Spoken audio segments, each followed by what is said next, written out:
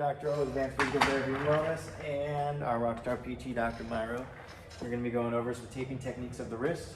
So essentially, we take the tape, usually about a third of a roll. Just depends on the joint space. You can always try and do it a little bit more, a little bit less. So I usually won't go all the way around. I usually go just maybe 2/3 of the way around, and you just kind of figure this out with experience. You can always make up however you want to do it. However, you can move the bone into the position that's the most comfortable for the person, for the patient, whether or not it is a lateral glide or a medial glide or doing like a palmar glide or dorsal glide, whatever's most pain-free, reduction in pain, improving in their wrist strength, that's how you're going to do it. So really easy to do, kind of like a dorsal glide, palmar glide. All you're going to do is just put the tape on. Let's say we want to do a dorsal glide of that ulna. So we just kind of put it right there above on that ulna, and then we'd usually come down and around, go and grab onto the tape right there.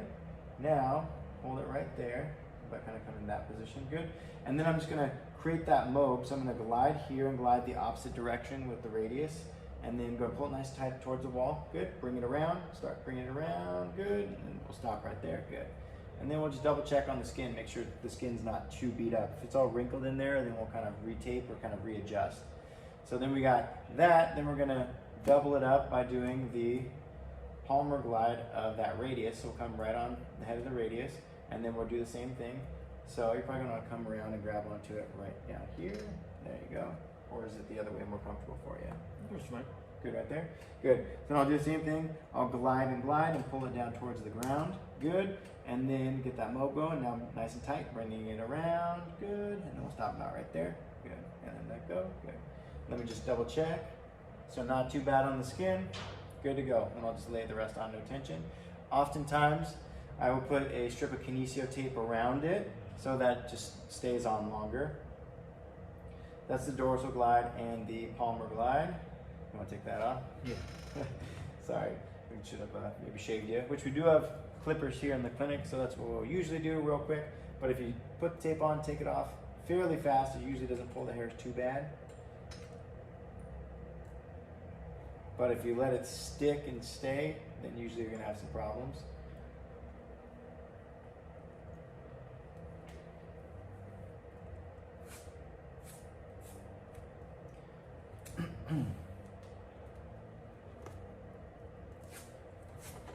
Okay, let's say that we're going to do the medial glide and lateral glide.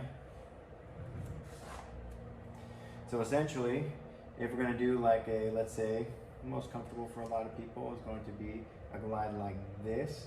So essentially what we want to do is we're just going to want to glide this portion up and then this portion down.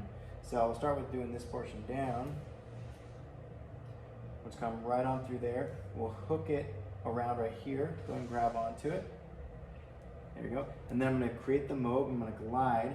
Now pull it nice and tight and then start bringing it around and then go and stop about right there. Good. Right there is good. And then go relax. Good. And then we'll just lay that portion on. Then, since we've got that portion down, make sure skin's good. Not too bad. Got that down. We're going to want to glide this portion up. So then I'm going to swoop it around right here, coming just distal of that olecranon. Remember, we want to get those carpal bones.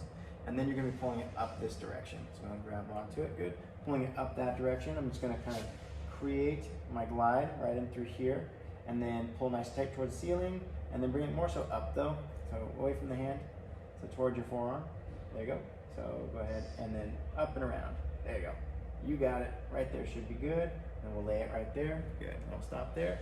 Let's check the skin. Skin's not too beat up, not too deformed. Maybe a little bit right there. So I'm going to loosen it up just a tiny bit. So I'm going to kind of keep that mob, and I'm just going to kind of just release the skin a tiny bit and then come back around. Let's double check. There we go. A little bit better, but it does come with practice.